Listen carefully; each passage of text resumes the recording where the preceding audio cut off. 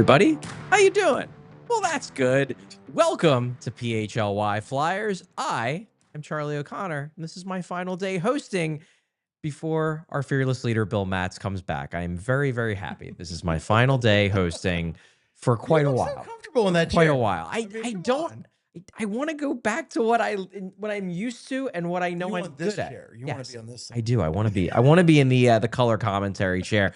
But taking my chair one more time is the great Steve Jaco. Steve, thanks so much for coming back on the show this week. My pleasure, Charlie. I love coming on. Love talking to you about hockey. Double Steve week. Double Steve week, and I was on last Friday, so that's 3 times. You guys went a while without me, and then it was 3 times in 2 weeks. So there we go on that front. But yeah, I'm happy to be back.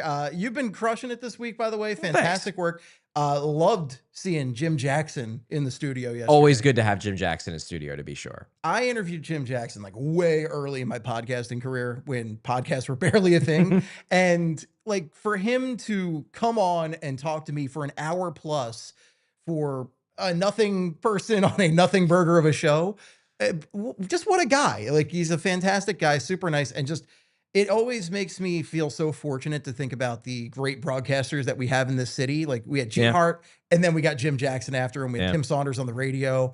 That's not even to talk about the other sports. So we're very lucky people, but great conversation with JJ yesterday. Yeah, he is it's very, very nice of him to come into studio. Like he could easily just be like, I'll call in for 10 minutes, 20 minutes, whatever. I'll be on a stream. But no, he's like, yeah, I'll come in. And the show not only had no trouble hitting the hour. I mean, we went nearly an hour 20.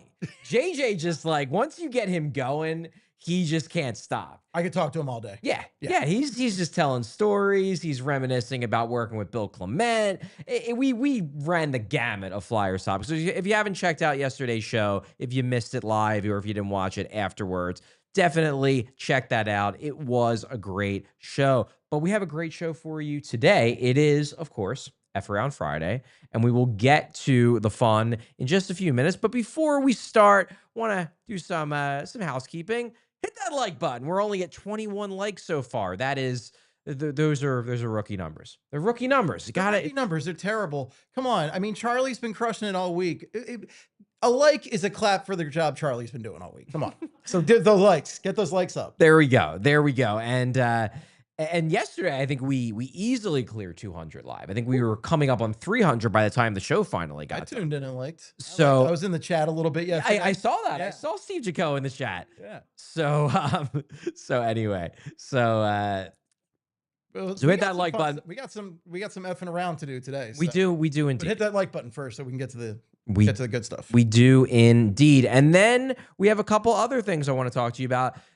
We're not quite at the end in terms of when you can sign up for our DieHard Q&A on Monday, but it is Monday, so you're running out of time. You have the weekend, but if you want to talk hockey with myself and with Bill Matz, it will indeed be back from vacation on Monday, 6 to 8 p.m. at the PHLY studios for diehards only.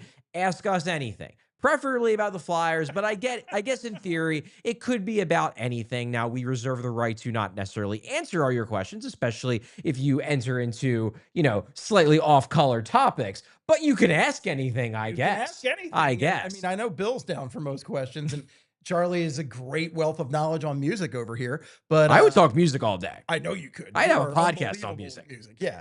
But guys, come on. I mean, it's a great opportunity to show up. You're going to get arrested, Bill Matz. Okay. Bill coming off vacation. He's going to be a force of nature next He's going to be so tan. So tan. Oh, so tan. Yeah. But it goes with the mustache. It does. Yeah. It does indeed. We were actually talking, Brent and I were talking before the show about the fact that maybe we have to change Bill's cartoon head because the hair doesn't quite match what it was. And I just said to Brent, I don't know, just give him a couple months and it'll change back. Yeah. He changes the look, whether it's shaving, whether it's short hair, whether it's long hair, whether it's mustache, whether it's goatee, whether it's beard. He's changing it all the time. So it changes all the time, but I feel like that cartoon head is the iconic Bill Matz. It's a good cartoon head. The expression. Yeah. The hair is good. Exactly. I think everyone would like the Bill Matz cartoon because it's just it's the Bill Matz mystique. It's who he is. You know what we need? We need Bill Matz Wooly Willy. where essentially you can just change the facial hair I and the like it. hair as you want with that magnetic whatever it is in the Woolly Willy. I like it. I like it. But with regards to the diehard Q&A, you cannot go unless you are a diehard.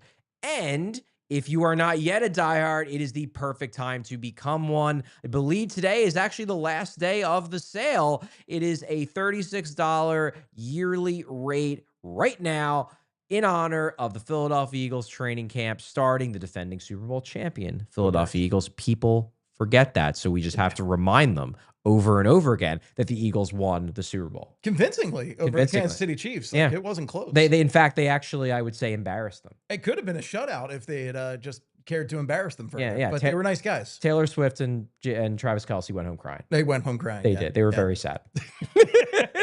Good times right there. Extremely good times. Oh, I personally had a great time. I had a great time. And if you saw me I was on not Broad Street crying that night, I was not crying. I was actually, they called that version of me Bourbon Steve that was out there on Broad Street. And I was basically the Tasmanian devil out there.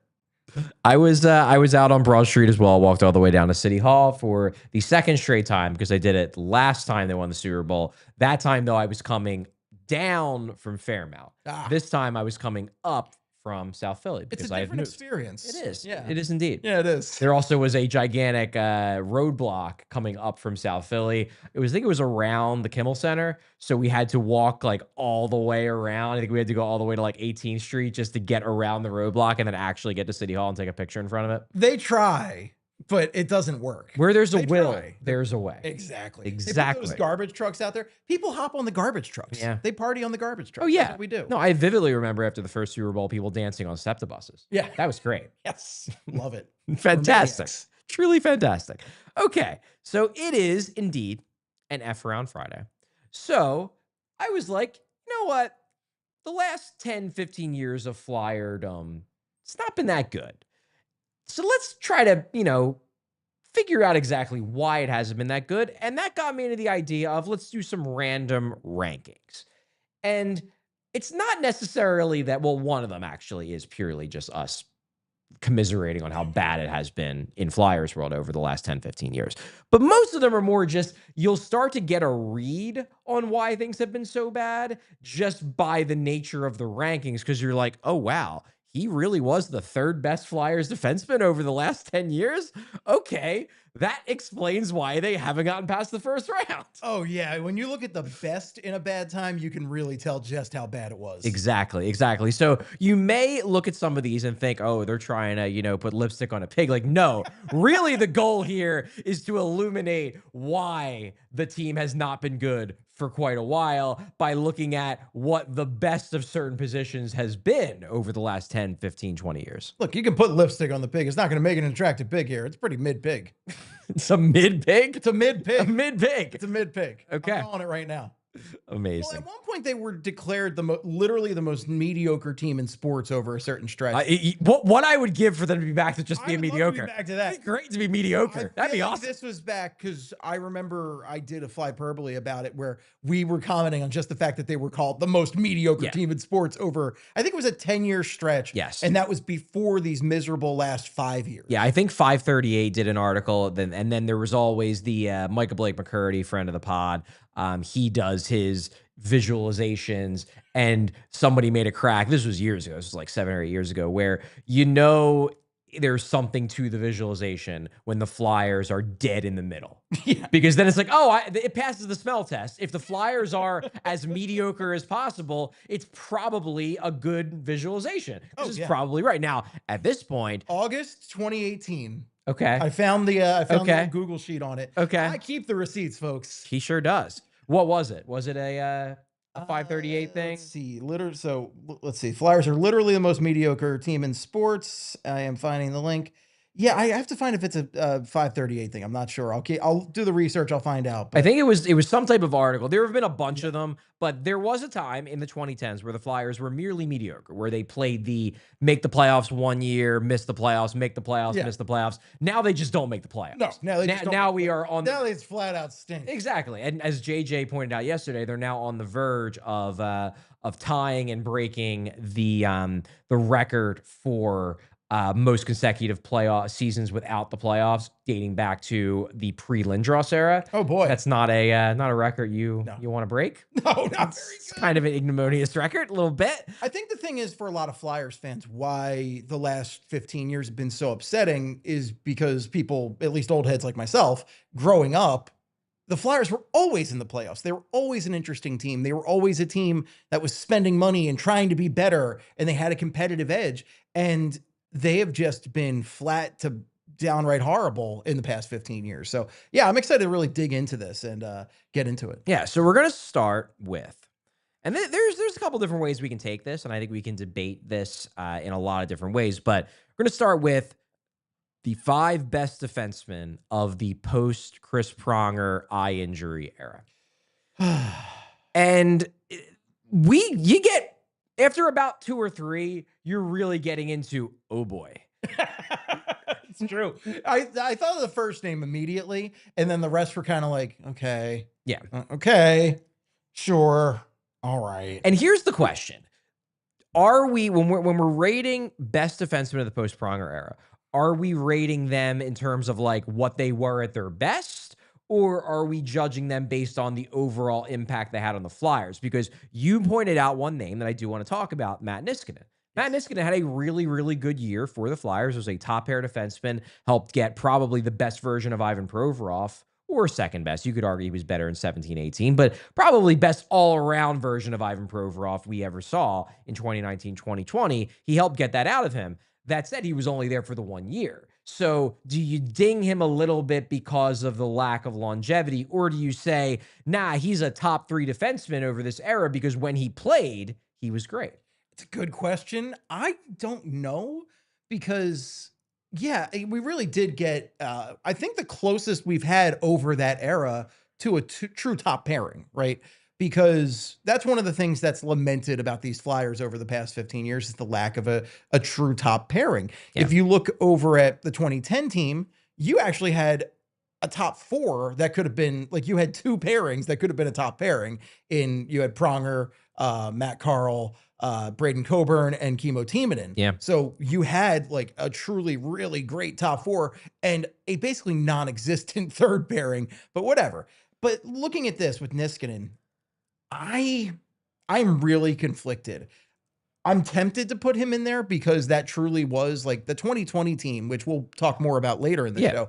But the 2020 team before COVID was, I think, maybe the most fun Flyers team we've had over this entire era. Mm-hmm. They were clicking on all cylinders. They were a team with buzz. They were a team that we were excited about. I think our BSH numbers at the time were like the best they had ever been. Yeah. Yeah. We were all just having a great time. And then, everything happened.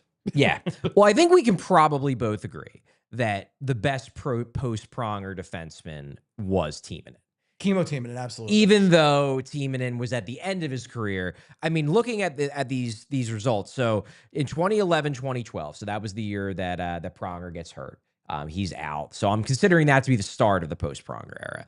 Timonen makes the All-Star game. Then the following year, he's 37 years old. He gets Norris votes. That's the shortened season. That's the year where you only play about half the year because of the mini lockout. And then the next year, 35 points in 77 games in 20 minutes, and he is driving play to a ridiculous degree. Then he has the issues with the blood clots, and then the Flyers ultimately trade him with the Blackhawks. But I would say that even the end-of-career version of Timonen, best all-around defenseman in the post-Pronger era, he was as close to a true number 1 as the Flyers have had, which is why it was so great when they had Pronger, because they had 2 number 1s. Oh, my God. 2 number 1s. What a concept. What a time to be alive right there. No, absolutely was Timonen. I mean, he was a rock on that team. He was a guy that you could rely on both offensively and defensively. Like, he was just such a solid all-around player and a great guy in the locker room. Just an awesome guy to have on the team. I miss having a guy like Timonen. I think it would make a huge difference maker on this current iteration of the Flyers. Oh, but, yeah. Man, yeah, it was no doubt about it. He was the first name I thought of for this. I think that's the definite. Now we start getting into the actual debates. Oh, this is where the fun begins. So I lean towards it being Shayne Gostisbehere, just because I think while he probably, and I'm not even going to say probably, he definitely isn't the best defenseman. No. No, Definitely sir. not the second best defenseman that the Flyers have had in the post-Pronger era.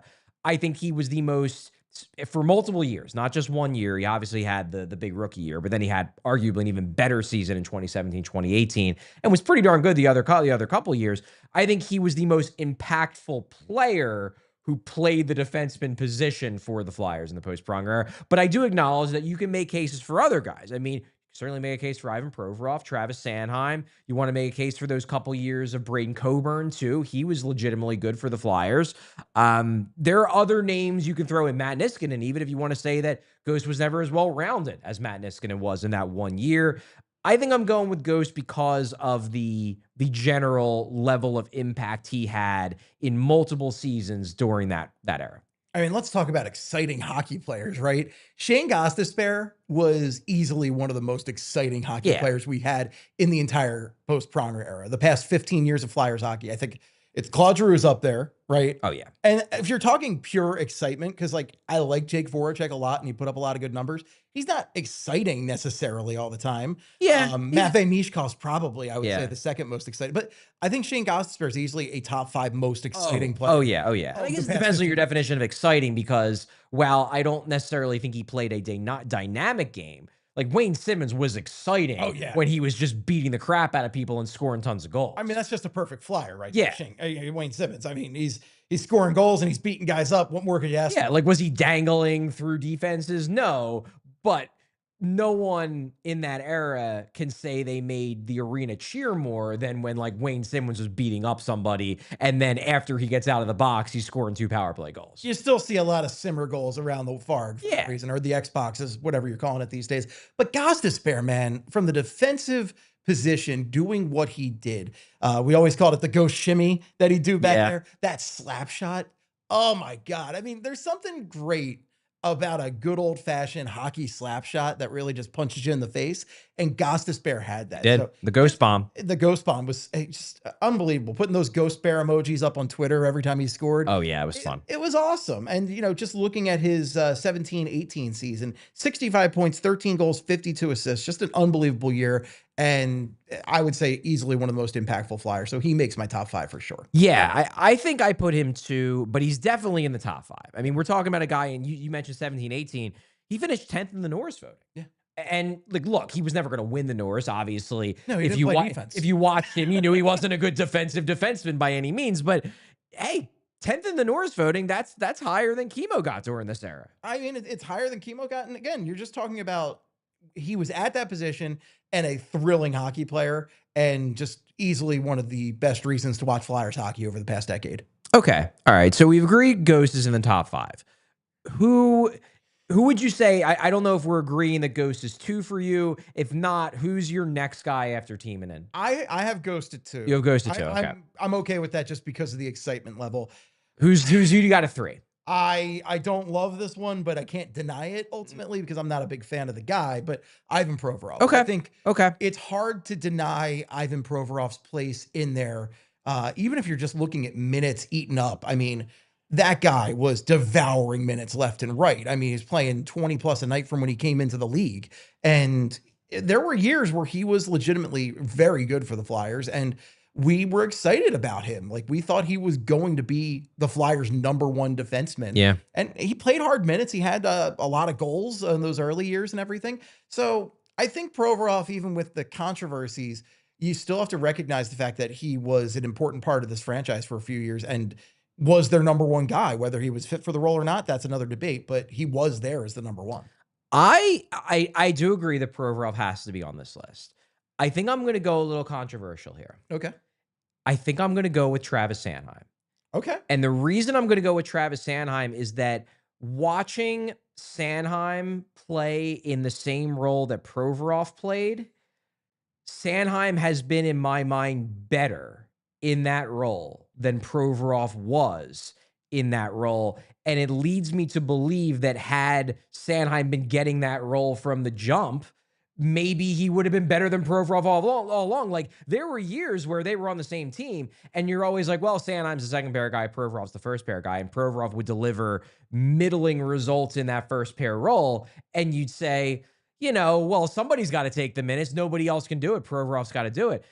I wonder if Sanheim always would have been better in that role than Provorov. It was just Provorov had it and he was never going to relinquish it until he left. Like, I'm more impressed with what Sanheim does in the first pair role in terms of driving play, in terms of generally speaking impacting the game than I was with Provorov, with the exception of the best years. Like Provorov's best years, we're talking, I would say 2017, 2018 was his best year, and then 2018, 20 or 2019, 2020 was probably his second best year. But I don't know. Maybe you put Sanheim with Niskanen. Does Sanheim do the exact same thing? I think he might. Because Sanheim was dragging Ristolainen around for a few years there, and like that pairing did all right, but you feel like if he had a more effective partner, he could have been a lot better. Yeah. What I like about Travis Sanheim a lot is while Provorov really peaked early and then kind of fell apart, Yeah. Sanheim has only gotten better. Yeah, it's I true. think he's playing the best hockey of his career now. I would agree. After learning more and more and just adapting and evolving. And, you know, it's funny when he signed that contract a couple years ago, people were losing their minds about it. People were just freaking out going, oh, it's going to be forever. And it's a terrible contract. And now I don't want to say it's a bargain necessarily, but it looks like a very fair contract at least because you're getting top defender minutes out of him every night, and he's really adapted to that challenge well. When they traded Provorov, there was a question of, can Sanheim play the same number of minutes that Provorov was playing every night? And he's proven to be up to that task, very much so. Yeah, I think that's where I'm coming from. I don't think you're wrong putting Provorov at 3. It's just for me, like I look at it and I say, like, they're about the same age, and who do I think is the better player now? I think Travis Sanheim is a better player than Ivan Provorov now, and it makes me wonder if the only reason why Provorov was viewed as better in the past was just because, like, he had it. He had the role. And if you switch their roles, I'm not convinced Sanheim wouldn't have done a better job. I think he always put up better numbers than Provorov. Like, if you looked at the underlying numbers every year, Provorov's numbers were always worse than Sanheim's. And I did it too. I always looked at it as, well, you can't compare apples to apples because Provorov's getting more minutes. He's getting tougher minutes. Well, now Sanheim's getting more minutes and tougher minutes, and he's still driving play. With a worse defense around him. With a worse defense around him. Although, I mean, I always go back and forth on like the shape of the current Flyers defense, and that's a whole debate for another day.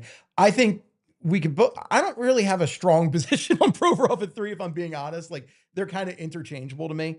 I think both those guys make the top 5 each. Yeah, I definitely think so. And this, again, goes back to what we were saying at the start of the show. If we're having a debate on whether Ivan Provorov or Travis Sanheim is the third best defenseman of the last 13, 14 years of Flyers hockey, and like Provorov is a decent second pair guy, and Sanheim is probably a 2-3 on a true contender, and these are the second and the third and fourth best defensemen in Flyers recent history, tells you why they haven't been contending for anything serious. Sure does, pal. Sure does. All right. Before we close out the top 5, I'm going to go to a word from our sponsors. And we are going to start with a longtime partner here at PHLY, TrueMark Financial. I hate that I have to read this because back to school ads are always going to have a, I will have a certain animosity towards those ads because I always hated seeing them in August. But believe it or not, sadly, back to school season is almost here. And even though I go back to school in a month, I'm not happy about it. Yeah, I know. Even though I don't have kids heading back to class, it's still a great time to take advantage of seasonal deals. Think office supplies, new clothes, tech upgrades, and everything in between. This year, planning ahead and using my TrueMark Financial Credit Union debit card that earns rewards. Every time I swipe my card and choose credit on purchases, whether it's a new planner, headphones, love those headphones, or just some much needed everyday essentials, I'm earning points. And those points, I can redeem them for cash, gift cards, travel, merchandise, and more. I've already got my eye on a gift card that'll come in handy for fall shopping. Hey, never too early to start planning for Christmas shopping. Oh, no. It's a simple way to get rewarded for buying the things I already need. If you're already a TrueMark Financial Credit Union member, be sure to check out your new debit card benefits before you hit the stores or start shopping online. Not a member yet? Now's a great time to join. Just stop by one of TrueMark Financial's 24 branches or visit TrueMark.com to open an account. TrueMark Financial is federally insured by NCUA. And now I'm going to tell you about Parx Casino. Because whether your favorite team wins or not, and if you're a Flyers fan, they often don't win, there's always another way to win on the BetParx online casino app. Check out brand new casino games like Huffin' More Puffin, Fireblaze, Sky Queen, a Bet Parks exclusive. The only app I ever use to play my favorite casino games in the palm of my hand. Play blackjack, roulette, craps, poker, baccarat, and hot online slots like Cash Eruption, 88 Fortunes, and Cleopatra online slots. Play hot online slots based on your favorite streaming shows: Walking Dead, Squid Game, Breaking Bad, Peaky Blinders, and all your favorite classic casino games from wherever you are. New Year's get up to $1,000 casino bonus back if you're down in the first 24 hours. So go to betparks.com and download the app right now. Enjoy all the action and excitement from the casino at your fingertips. You must be 21 and in Pennsylvania, New Jersey, Maryland, or Michigan for Bet Parks. You love to play, you play to win, you bet. Bet Parks. Gambling problem? Call 1-800-GAMBLER. All right, Steve, we are back. We are back. We are back. We got one slot left, and I counted up. We have 6 names listed here Yeah. for the final slot of our top 5 best defensemen of the post-Pronger era. We've got Braden Coburn. Okay. Before, he got a few years in before we traded. Years. Yeah. That one's like, I would say Braden Coburn is one of the good guys like during the Pronger era and then the first couple years, but then he really like tailed off. Yeah, he got 22 minutes a night in 2012-13, 22 minutes a night 2013-2014, and then was getting 20 minutes a night before they trade him to the Lightning. So he's in the mix. He's in the mix for sure. Yeah. You've got Mark Streit, who is a lot like Gostisbehere in respect where he wasn't giving you necessarily the best defense night after night, but he actually gave you a nice, powerful offensive punch. He did. And then, of course, he had that injury we don't like to talk about. Yeah, that was that injury. We don't talk about that injury. Matt Niskanen. We talked about Niskanen. Yes. Radko Gudas, still going strong, captain of the Ducks now, right? Radko. What a name. What a name. A great name. Some people would call him Badko on certain nights, so there is a reputation to be found there. But I liked Radko Gudas, big hitter. He did get knocked out by a member of the Ducks, however. I was at that game, the Superman punch. I was like, what happened when that fight happened? Like, I was expecting this big knockdown, drag out brawl. Who did that punch to him again? Do you remember? I do not remember. Oh my God. But I just remember expecting, oh, here comes the fight. And then he went down after one punch. It's like, what the hell happened there? So we got Gudas. We got Sean Walker, who played half a season of Flyers. But it was real good. It was real good. A real good season. And this is a really bad era. And then we've got Cam York, who I think there's a lot of debate to be had on Cam York. On his quality. What kind of player he is. Most notable recent event with him was screaming at John Tortorella. So all great names here. All great names. All great names. First instinct, who do you think? Who jumps out at you? Ooh. You know what? I think I'm going to go I'm going to lean on my advanced stat background. And I'm going to say that Radko Gudas gets it. Even though he was a middle to bottom of the lineup defenseman, he crushed those minutes. And he crushed those bodies, folks. Crushed those bodies. With Flyers hockey. And also, if we're caring about longevity, because I do think that Matt Niskanen is the best of the group. Yes. But he's only got the 1 year. If we're talking about longevity, since 2011, 2012, when we're beginning this, Radko Gudas actually ranks 5th in terms of games played on defense for the Philadelphia Flyers. So longevity-wise, because number 1 is Sanheim, actually. Number 2 is Provorov. Number 3 is Gostisbehere. Number 4 is our good buddy Andrew McDonald, who will not be on this list. Spoiler alert. Spoiler alert. Talk about Superman. He's basically flying like Superman, trying to get those pucks every night. It's a fair point. He was a master of the starfish. Master of the starfish. And then Radko Gudas is 5th at 290 games played in the regular season. I'm going to go with Radko. Great underlying numbers, had an impact physically, and brought in Matt Niskanen for that 1 year. He did bring in Matt Niskanen for that year. I really liked the Gudas pick there. I mostly agree with you. Just to be a contrarian, I think I'm going to go with Niskanen. Okay, I think that's fair. Niskanen's ceiling was definitely higher than Gudas's. I think just that 1 year of Niskanen, and it's such a bummer that it was that 1 year because it was that Flyers team really was, it clicked and it fell apart without him. It caused Chuck Fletcher to make some horrible moves, which I know it didn't take a lot for Chuck Fletcher to make some horrible moves because the job is hard, as we'll talk about later. But very difficult really just affected that team in a horrible way because like it seemed like they had a good cohesive unit, and without Niskanen, it just fell apart. So that just speaks to the impact he had. So I think we agree on the top four: Timonen, Gostisbehere, Provorov, Sanheim. The order is slightly different. Sanheim, Yeah. And then you're going Gudis. I'm going Niskanen. Okay. All right. Yeah. That's an okay group right there. I respect that. I respect that. I mean, but again, sure is a we're group of talking about guys. Kimmo Timonen, number one, and we're talking about a guy who during this era we are evaluating was like 37, 38 years old. Correct. And he's the best defenseman clear cut of the By a mile. post-Pronger era. By a mile. Timo. Wild. Yeah. Okay. Now The next topic. now we're gonna move to another no. another long-standing weakness of the Philadelphia Flyers: goaltending. This list is gross. And I'm gonna push it all the way back to 2000. We're gonna 2000. We're gonna go all the way back to 2000 because even going back to 2000, it's tough. It's tough. It's tough. It's tough, folks. It's tough. Okay. All right. Who are you going with for number one here?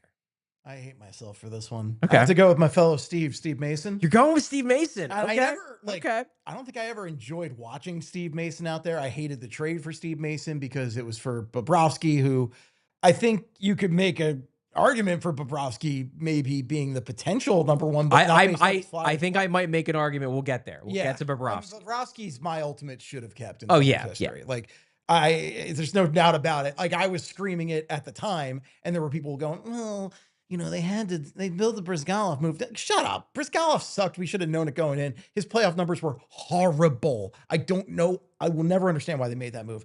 I'm going to go with Mason just based purely on the numbers. He's a guy who's up there in Flyers history for an inexplicable number of categories. I don't get it. I don't really like it, but I'm going with it. It's not a hill I'm willing to die on, though. Okay. I could be very easily swayed. Okay. All right. I think he has to make top five, though. Oh, yeah. No, Mason is absolutely in the top five. He's and like again, a very weak number one. He finished seventh in the Vezina voting in 2013, 2014. Number one with a Nerf dart. 917 save percentage. And then the following year, he puts up a 928 save percentage, which like that was a bad team. That was a bad team. And he was like one of the only good parts of a bad team. Like we take 898 right now. That's how bad things are. The one thing with Mason, and I did think about putting this because one of the categories we will definitely get to, even if I have to skip some of the other ones, we will definitely get to 5 worst franchise moments since the Hextall era. We got to have some misery. I legitimately thought about putting on that list, and I did not put it on the list, but I thought about it. The goal Mason allowed in the playoffs. Because that, I feel like, puts a damper on the entire Steve Mason time in Philadelphia, because that's what people remember. They remember the goal from center ice in a playoff game that he allowed. It's just something that has understandably stuck in people's heads because it was so embarrassing. Well, and if you think about it also, the best playoff performance by a goaltender of this era is not Steve Mason. It was actually the guy who was his backup at the time. Yeah, Michael Neuvirth. Yeah, you're right. Michael Neuvirth. He comes in relief and has that incredible game in Washington on the road. I have this listed in the I think it's the seasons we were potentially going to talk about. He had 44 saves in that game. The Flyers won that game. They had 10 shots. It's wild. Or 10. I think it was 11 if you count the empty net goal. But he only had 9 saves on 10 shots. The Capitals had the puck the whole game. And somehow they lost. Awful. Crazy. Awful game. Crazy. One of the best of the era. Crazy. Okay. So you're going to go with Steve Mason. Yeah, but I feel kind of gross about it. I mean, there's no name on this list that doesn't make you feel at least a little bit gross for difference. I mean, like Steve Mason's number 3 in wins all time for the Flyers. He's up there with saves. Like I think shutouts. He's right up there. He's number 5 all time in shutouts. Yeah. Like he's got numbers. It's just like, ugh. Like I truly think the only name on this list, maybe 2. There are 2 names on this list that don't make me like wince when I see, and for different reasons. Yes. Number 1 name is Brian Boucher, because who doesn't like Brian Boucher? The question is whether he even should be in the top 5. But like, I don't look at that name and think like, ugh. I look at that name and I think, good dude who made the save of his life falling backwards on Patrick Elias in the 2000 playoffs. Like that's positive memories for me. And I don't have anything negative to say about Marty Biron. I liked Marty Biron. He was fine. He was a fine stopgap goalie in the years when the Flyers were returning back to relevancy after the truly awful year that must not be named. Yeah, I think Marty Biron, I guess I'd put him up there. You could put him in the top 5. I think for number 1, and again, I don't like doing this. I think it's Roman Cechmanek. You know what? I think it is. I think it's Cechmanek. We're talking about a guy who, yes, he only played for the Flyers for 3 seasons, but finished second in the Vezina voting in his rookie year, and then combined won the Jennings in his 3rd season. Now, the big knock on Cechmanek is playoff success. Absolutely. But isn't that also a knock on Mason? Yeah, oh, for sure. Like, and also with Cechmanek, maybe not as much as Cechmanek, but Cechmanek did have some good playoff runs. Then again, he kind of ruined them by screaming at his teammates during the one good playoff run he had. But Cechmanek's like, he was just such a jerk ultimately. He was a jerk. He was a jerk. But he was a good goalie. Yeah, he was a good goalie. I didn't get a lot of offensive support too. I think that's the biggest knock you can make against him. Mason, those were just incredibly mediocre teams that Mason was playing with. True. Whereas the Flyers had talent, but they just were not scoring. Those were also the weird era of Snyder's buying out, this vet who's past his prime. That's got like Tony Amonte. I'm not going to try and crap on Tony Amonte here, but he was definitely past his prime when the Flyers brought him in. Yeah. Guys like that, as an example. Cechmanek has the best save percentage of anybody that has over, 5 games played? Because I'm looking at it right now. Incredible. If I list by save percentage on the Hockey Reference, it's Mark DeMore, whoever that is. He played 1 game. Robbie Moore, who played 5. Okay. And then it's Cechmanek. Yeah, he finished with a .923 save percentage in his 3 seasons with the Flyers in the regular season. Playoff save percentage is obviously lower, but 196 GAA. I just think that Ridiculous. with Cechmanek, there was a stretch where on the Flyers, he was one of the 5 best goalies in hockey. You could justify that argument. And I don't know if you can make that argument for any of the others on this list. You're right. It's Cechmanek. Second in Vezina voting in his rookie season. Yes. But he was 29 in his rookie season. Right. He wasn't a normal rookie. That was like what I think they were kind of half hoping would happen with Fedotov. Is like he come over. And he just clicks. Yeah. It didn't. Spoiler. So I think we agree that those are the 2. Yes. That's where then it gets tricky. Then it gets tricky because then you've got Carter Hart, obviously. I think Hart has to be up there. You've got Marty Biron, who had some good years. You got Robert Esch. You got, as you put in the list, not Brizgalov. Definitely not Brizgalov. Definitely not Briz. Hilarious. Absolute disaster. Just a train wreck of a goaltender. Definitely not Brizgalov. Bush, who, again, we're all very fond of. I love Bush. Question is whether he had the kind of career to justify being in the top 5, but he at least deserves to be in the conversation. Apparently, he made the quarter century team for the Flyers, so some people think he's in the conversation there. And then there's the guy I'm going to go with. I'm going to go with Sergei Bobrovsky at 3 because the 1 year he was the unquestioned starter, he was quite good. And we know in retrospect that he was actually that good. Yes. That was not a mirage. That was not a he had 1 good rookie year and then fell apart. Like the way you can look at and he didn't fall apart, but like Bush had the great rookie year and then he never really, followed that up with more. We know that Sergei Bobrovsky was actually that good. He was only going to get better. That was real. The Flyers screwed that up. But if you're talking about best goaltending performances I've seen from a Flyer, I think I would put Sergei Bobrovsky over any of the others and just do the what if game with him. So I don't think it's a clear cut, but I'm going Bob at 3 in part because we know he ultimately became a Hall of Fame caliber goalie, and none of the other goalies on this list were Hall of Fame caliber goalies. 2-time Vezina winner, 2-time Cup winner. Is it 2 or is it 3 of this? No, it's 2. I think it's 2. Yeah, it's 2. But it's just an unbelievable talent at the Flyers recognized and took and then gave up on entirely too quickly because of franchise impatience. And it makes me sick to my stomach when I think about this one because I could see it. Bobrovsky was amazing and most people could see it. And then they traded him away, a 23-year-old phenom. They basically panic. They give up. They give up on Bob because they decide we need a goalie. And they get Briz, and Briz is a disaster. And then you have to get rid of Bob because Briz is like, I'll go back to Russia unless you trade me. Blowing up that team will haunt me till the end of my days.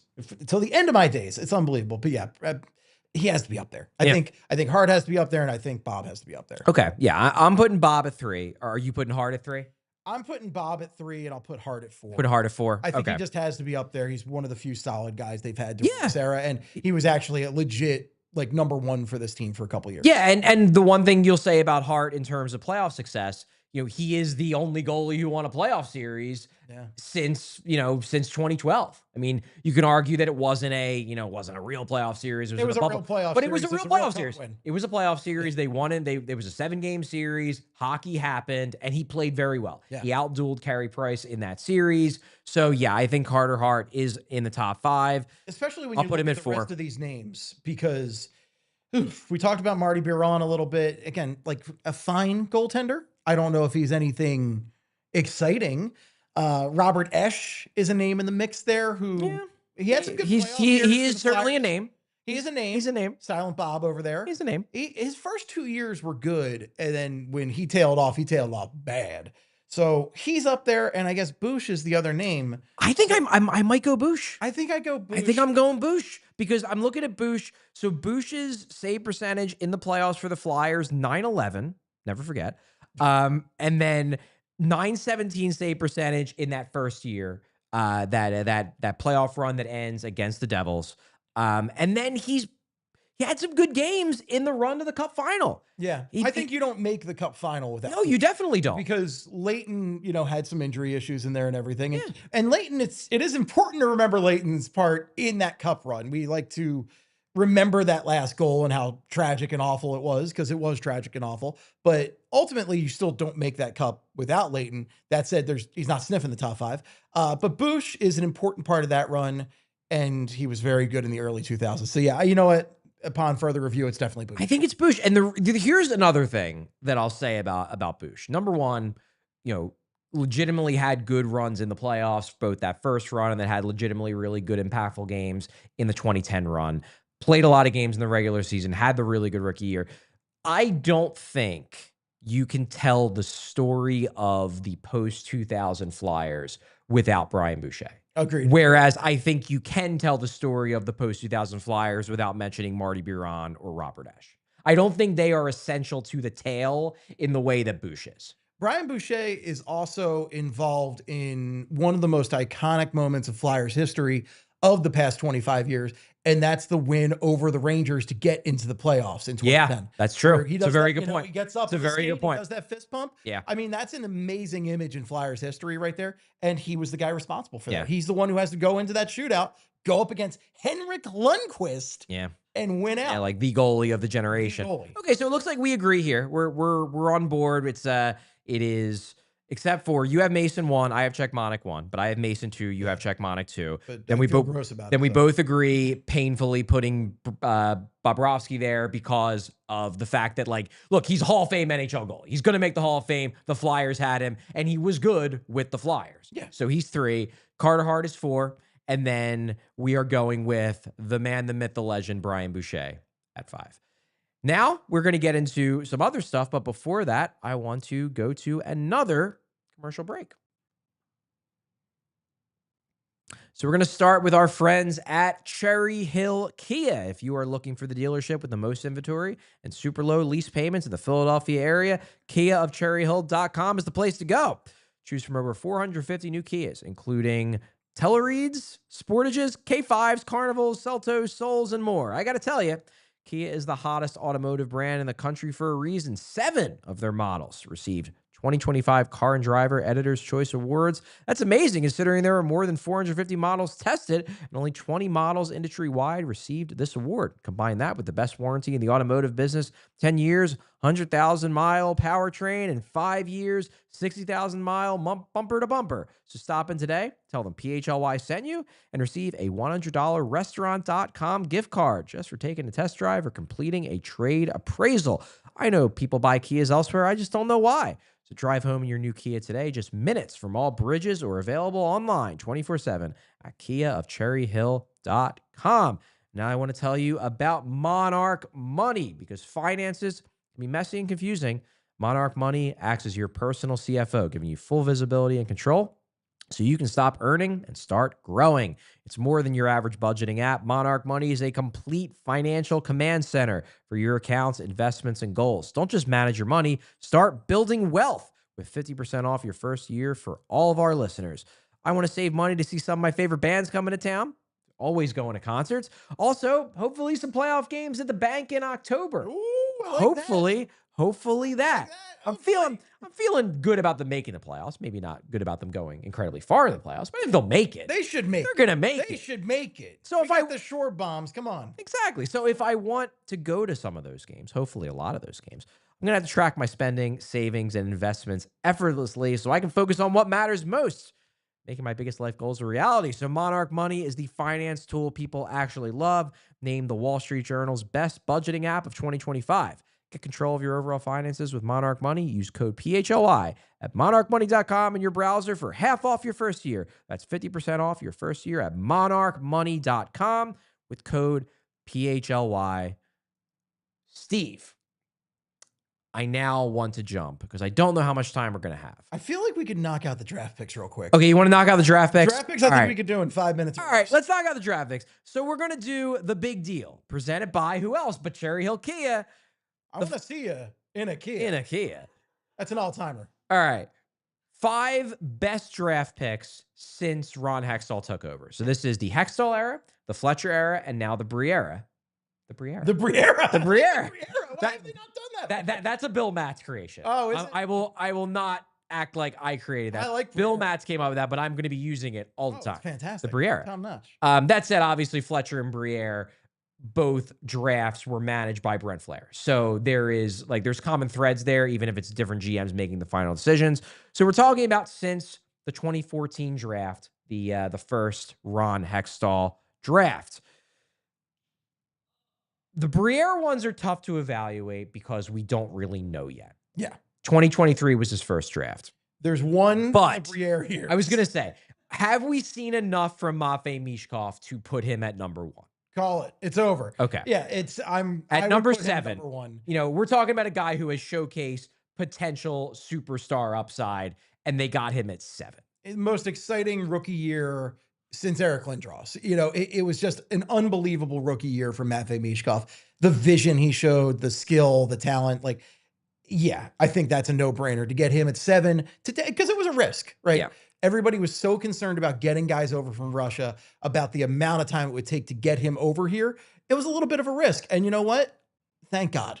Thank God he did it. Thank God. It's looking like it's going to be a great pick. I'm fine projecting out that it will be the defining pick. It's a swing. It's a swing. It's a swing. It was a risk. Yeah. I think it was a risk you had to take, but it was a risk. There were safe players you could take there, though. I would have to think that, if anything, where Briere deserves the most credit for this pick is not even making the pick.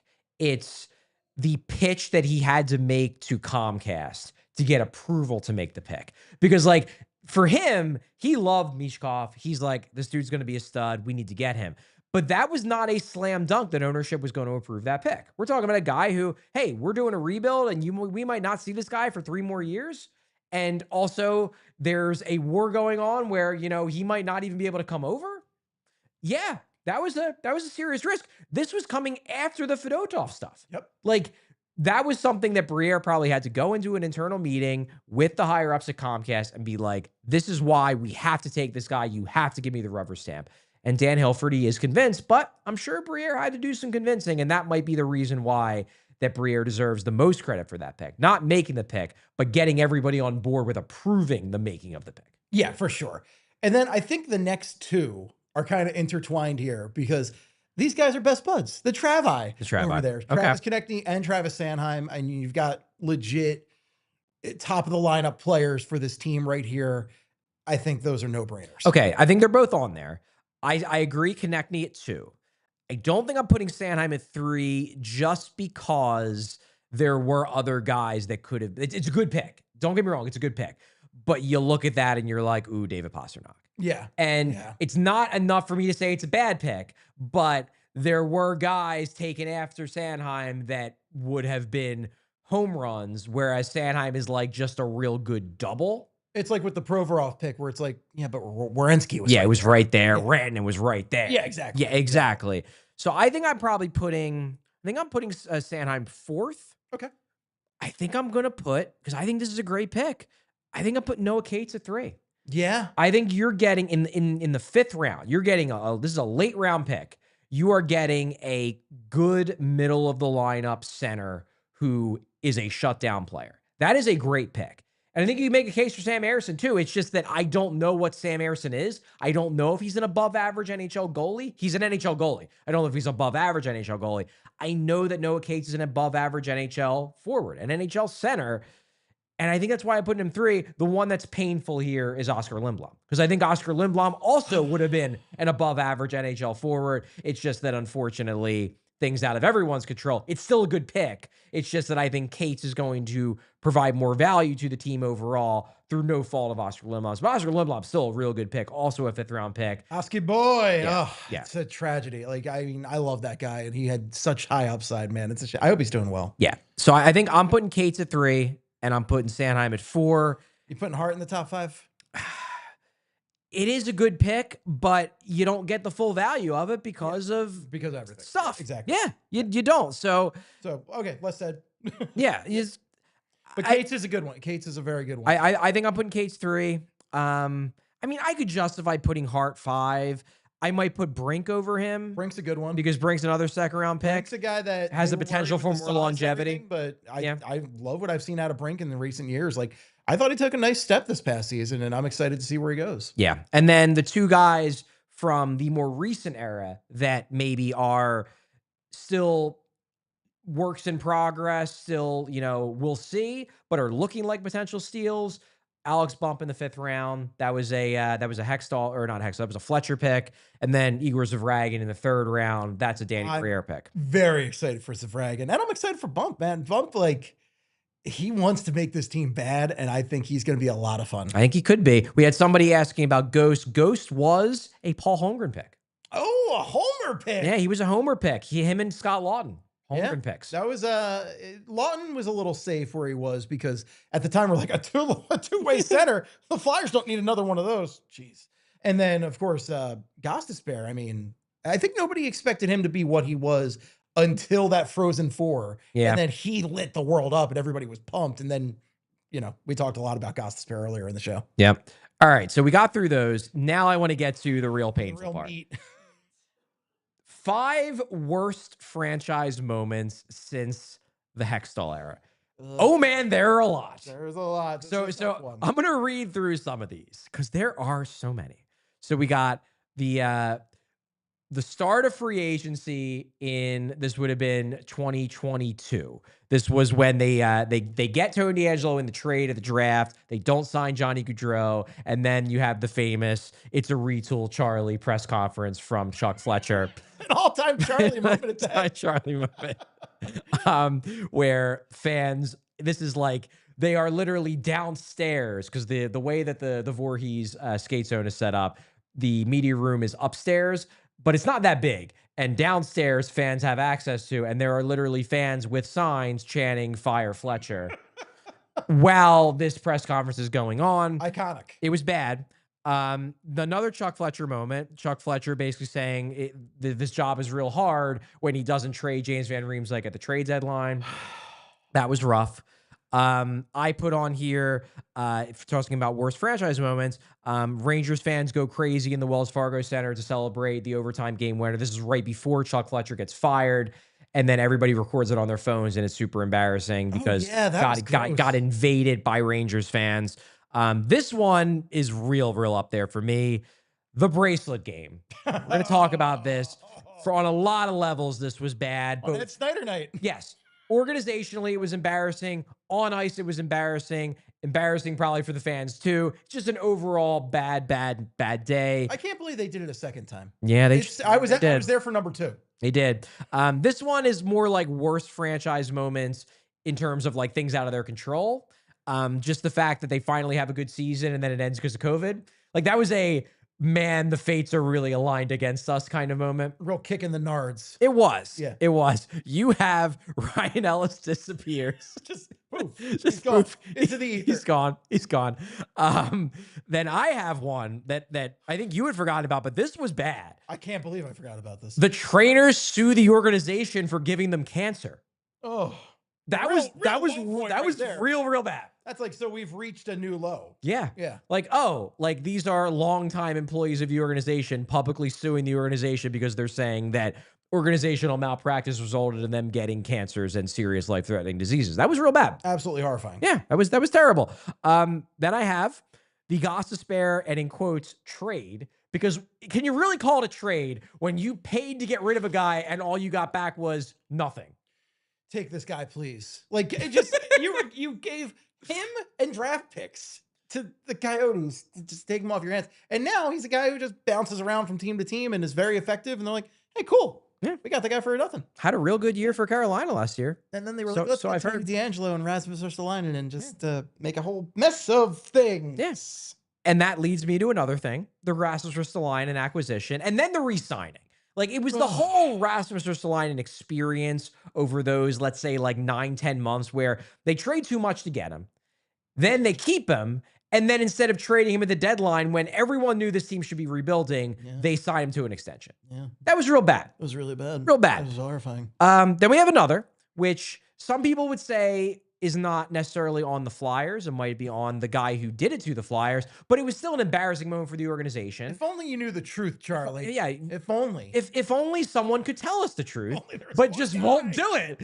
Cutter Gauthier snubbing the Flyers organization, saying that he will not play for the Flyers. It was embarrassing, even if you say it was all Cutter and not the Flyers, and we don't know for sure. It was embarrassing because there was a time when everyone wanted to join the Flyers. Everyone wanted to be a Flyer. And now you have the 5th overall pick saying, nah, I'm good. I'm good. I want no part of this. And it was also the fact that he could have easily been a franchise cornerstone. He could have been a top line forward on this team almost overnight and said, no, I'm good. I want to go play for the storied franchise of the Ducks, who are based off of a movie. That's a good point. What a loser. You make a really good point. Then another recent one, because this is objectively embarrassing. Now, now, a lot of people like looked at it as, well, it was a good thing because it got them what they wanted anyway. But John Tortorella and Cam York getting into a blow up that gets the coach fired. That is embarrassing. Well, also after the whole triumvirate thing and acting like Tortorella was a big part of the plan, and then you have to unceremoniously fire him 2 weeks before the season ends or whatever it was. Like, they wanted to, you knew they just wanted to ride out the season. He would just step down and we'd all just have a nice, happy life, right? And instead it was, they had to fire him because he had a blow up with one of their young, maybe star players. Guy who they view as part of the future. Yeah. And he just basically tells them, like, I'll bury you in this organization unless you play my way. Awesome. Yeah. Not a good look. No. Not a good look for the Philadelphia Flyers. Embarrassment. It's the thing that the theme here is embarrassment. Yeah, exactly. And then another one, just because I don't think a lot of people remember how chaotic this weekend was, the Dave Hextall firing. Another thing where probably the best thing for the organization. But if you remember, that was at the end of a West Canada road trip. They play the game in Vancouver. They get blown out. That's the game where they change the goalie start decision like an hour before the game. It's pure turmoil. Everybody's reporting that Dave Hextall is likely out. And then Dave Isaac reports while they're on the plane ride home that Dave Hextall is getting fired. They're in the air. Like, this is like Dave Hextall's in the plane, Chuck Fletcher's in the plane, everybody's in the plane, and Dave Isaac reports that Hextall is out and that Joel Quenneville most likely is in. Oh. Then they get home. Dave Hextall basically marches into Chuck Fletcher's office and is like, you got to either fire me or give me a vote of confidence because, like, we can't just have this drag out any longer. You got to promise me I'm going to be the coach long term. And Chuck's like, well, I'm not going to do that. And then Dave Hextall's like, okay, well, then just fire me. And then he does. Like, I don't think I realized the depths of that. It was bad. Deep that went. Yeah, That's it was pretty bad. Because I don't think Chuck was going to fire him. He was going to just drag it out. And then, like, hey, maybe if we get our coach, we can fire him. But we didn't quite have the coach because obviously they don't get Quenneville. Just an embarrassing moment for the franchise overall. A lot of embarrassing moments since the start of the Ron Hextall era. I'd also like to throw, as an honorable mention, I guess this was the Hextall, it was the end of the Hextall era, Hextall's press conference at a hotel across the street. They did it right down there. I was there for that. Yeah, Hextall does the post-firing press conference like a couple blocks down the road from the skate zone in a hotel conference room. Yeah. Yep. Yeah. Yeah, that was this is really wow. What an era. So we have to do a 5 worst here. Yes. Well, okay, before we do a 5 worst, we're going to overtime. Head over to allphly.com to keep watching. So we got to do 5 worst. I think the worst just because of how everyone looked so bad, I think it might be the bracelet game. Because you got to remember, this was the first That was home a game, national embarrassment. first home game since the death of Ed Snyder. And you're like, okay, they're going to come out and they're going to be one. This is going to be like a win one for the Gipper or win one for the guy who literally created the organization. There are no Flyers without Ed Snyder. They come out, they score an early goal, they're flying. It's like, oh man, this is going to be such a great night. Lauren Hart sings the national anthem. It's this whole, or sings God Bless America. It's a whole thing. Like everybody's real happy. And then they completely fall apart. They get blown the F out. It's a disaster. And then it ends with the fans chucking bracelets on the ice. To the point everyone looked bad in this game. Like Wayne Simmons, who I mentioned before is like an all-time Flyer, like a guy who was basically made in a lab to be a Philadelphia Flyer. Oh, yeah. Wayne Simmons is like chiding the fans and going, what the hell are you doing? Yeah, there's that iconic picture of him and Ovechkin, right? like putting their hands up, like, stop throwing the bracelets. I still can't believe they did it a second time. God. But yeah, it was so embarrassing. Yeah, I agree with you. That was like a national level embarrassment. Yeah, for the Flyers. They lose 6-1 in the first game back from the Ed Snyder passing. Like, just that's a moment where, and it goes back to what I said multiple times about how the Flyers just found ways to just trip over themselves whenever all of the eyes of Philadelphia were on them. Yeah. That was a game. Everyone's watching. Everybody's like, I know they're down 2-0. I know that Sean Couturier is injured and they're probably not going to win this. But like, they're going to win this one for Mr. Snyder, right? They're going to win it for Ed. And not only do they not win it, they lose in blowout fashion. And then there is a national controversy because the fans littered the ice with bracelets that the organization gave them. Yeah. Yeah. Ugh. Just awful. I feel like number 2 might have to be the trainers suing the organization. That was bad. I think that might be the only reason, like, I think that's on there because it's just such a bad thing. But like, that was something where it's a legal thing. Yeah. And there really weren't a lot of details out there because the lawyers clammed up. So it didn't have the tail that the other ones had. Like it was a real black mark in the moment. And if the Flyers were culpable in that, oh man, real bad. But it kind of died quick. It got lawyered away. Yeah, so I think that's in the top 5, but I don't know if it's 2.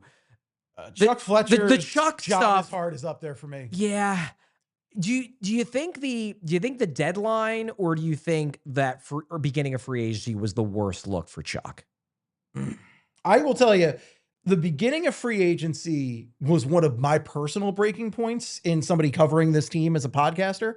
I remember I did a live podcast the day of the D'Angelo signing, and I just, like, you can hear my voice. I'm just done with the team. Like, that was, I think, one of the closest moments I've come to just quitting doing this, because I was so fed up. Because the biggest thing for me was the fact that Gaudreau clearly wanted to be here. To come here. He would have signed here in a second if they would have given him they didn't even give him an offer. They didn't give him a remotely competitive offer. He was coming. And the thing was, Columbus got him for a discount. Yes. He was coming off a monster season. I assume the Flyers could have gotten him for a further discount than the discount he signed with Columbus. He turned down, I think it was the Islanders and New Jersey Devils, 2 huge rivals of the Flyers, and he signed with Columbus.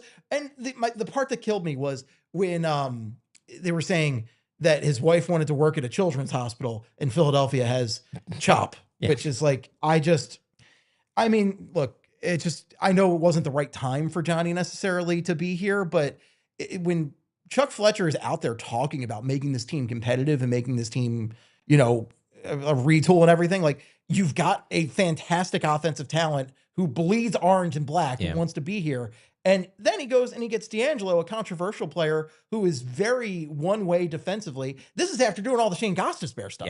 Yeah. So it's like, so you got worse Shayne Gostisbehere, right? Who also is far less likable. You pile this on with the Gostisbehere thing, and it's just such a cluster that it's really just, it was one of the breaking points for me, because it was just that whole combination of garbage. I just couldn't take it. Yeah, you could maybe just put, because I'll even, you can tie a lot of these Chuck Fletcher things into one trash ball. Yeah, I'll even grant Chuck that the first 2 years, let's say, of the Chuck Fletcher era, we can separate those.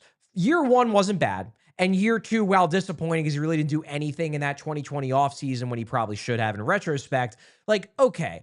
Nothing there was embarrassing. But Niskanen worked out really well at first, and then Hayes, for the most part, at the beginning, was pretty good. Nothing there was embarrassing. The embarrassment begins in the offseason of 2021.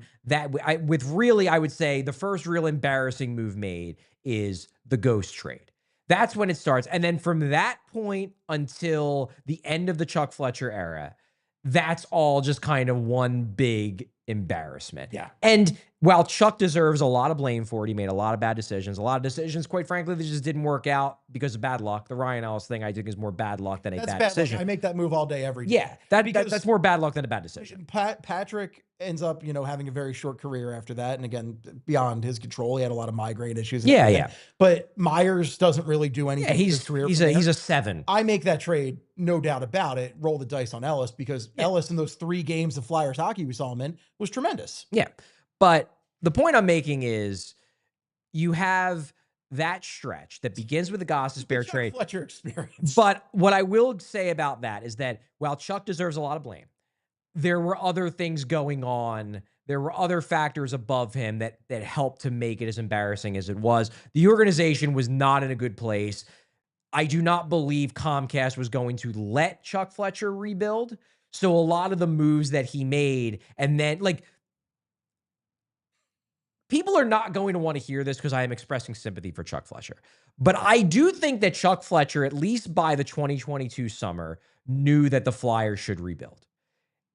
And they wouldn't let him. So then he had to go up there and defend a plan that he didn't even think was smart. And that's where you get the well, we're retooling, Charlie, because on some level, even he knew it was dumb. But he also knew that he was never going to be allowed to rebuild. Both Comcast didn't want to rebuild then. And also, if they did choose to rebuild, he wasn't going to be the guy doing the rebuilding. So it was he had to go up there and half-heartedly defend a plan that on some level he even knew wasn't going to work, which is how you got the sheer embarrassment of it all. That's how you got the Tone DeAngelo, because well, I guess we got to put lipstick on a pig and make an improvement to a team that we can't rebuild. So we got to give up draft picks for this guy. Yeah, we got to sell this. I mean, Dick DeLuria, he fights. You love fighting, right? Right? It was all stuff to try to keep his job, rather than stuff that was actually going to address the underlying problem, which was we don't have enough talent. And folks, that's how you end up on Flyers Garbage Island. Exactly. Another one I would definitely put in there, and this is linked to the Fletcher era, but I think it can be separated. That Rangers game was friggin' ugly. The Rangers game. That one was bad. I actually had blocked that out of my memory. It was bad. You mentioned it, and it was a real is this what it's come to? It was bad. Yeah. I don't even know if I want to rank these. I think we discussed them, and they're all terrible, and I I just want to die. So let's get a super chat. Let's get a super chat. Let's end on a high note with some super chats. All right. Gary B. Charlie, G Blaz. This is from yesterday. G Blaz handle was mine. I guess you didn't recognize my photo. Yeah, I mean, I can see the photos, but without the name, it's hard to tell. A lot of these photos look kind of similar when I'm looking at the screen. Yeah. Gary, yesterday for whatever reason, the handles were coming in weird. Sometimes they do that. I think it's depending on just YouTube glitches, but sorry about that, Gary. Next up, Brendan Cholera 3261. What's more likely? Flyers start 5-0 or Charlie gets some lip foliage? Flyers start 5-0 because I ain't growing a mustache. Not happening. Not happening.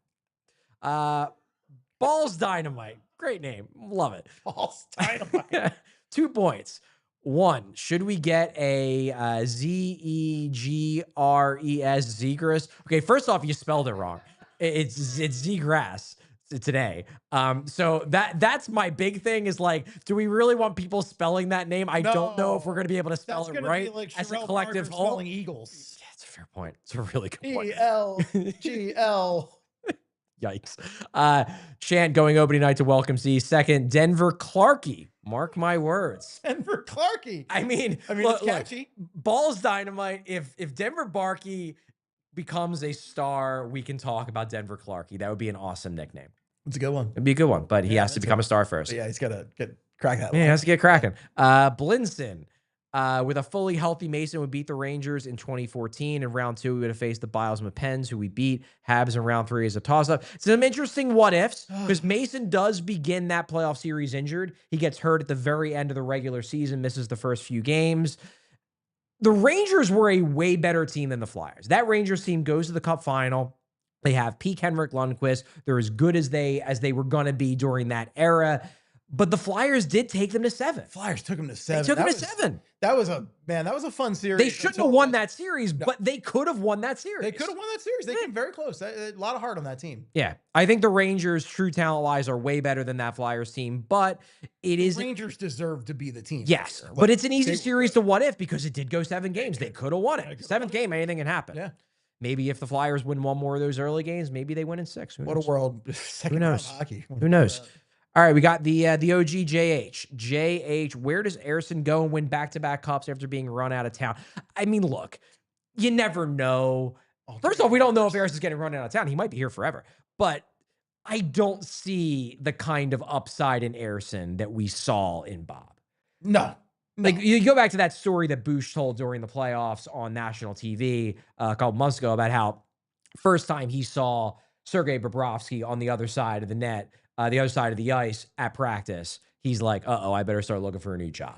Like, I don't think that anybody was watching the first day of Sam Ersson on the ice at the skate zone and being like, oh boy, this guy's going to be a superstar. I really don't think that he has that ceiling. No, I agree. That said, he could go to a team like Edmonton and they just need average goaltending and he wins back-to-back cups. That could happen. That could happen. Yeah. I just don't see it. I just don't see it, JH. We shall see. We got another from JH. It's a retool, Charlie. The retool was the friends we made along the way. My favorite bit was when he got booed out of season ticket holders town hall. That did happen. He got booed pretty bad. And that... I was never more proud of the season ticket holders than that day. They certainly made their voices heard, and I think their voices were heard. I think that the deadline and the Rangers game were the 3 big things that got them to fire Fletcher early. I think he was always getting let go at the end of the season, but I think they were going to try to have it go until the end of the year and then, do a nice little relieved of duties. The firing happened because because if you remember, they were already starting to pivot to a rebuild mentality. John Tortorella, they sent out the letter from Torts at the start of February, a month before the deadline, where he doesn't say the word rebuild, but he basically says we're rebuilding. By the end of February, even Fletcher is starting to pivot in terms of like, well, we're looking to the future. We're going to focus on what can help us down the road. He's not saying the word rebuild, but the organization was already starting to turn to, yeah, we got to rebuild. And I think they then realized that as long as Fletcher was there selling it, no one was going to buy it. So they had to fire him to have any chance of convincing the fans that they really were turning over a new leaf so they can. And that wouldn't happen if the fans had made it clear that they were just done with this guy.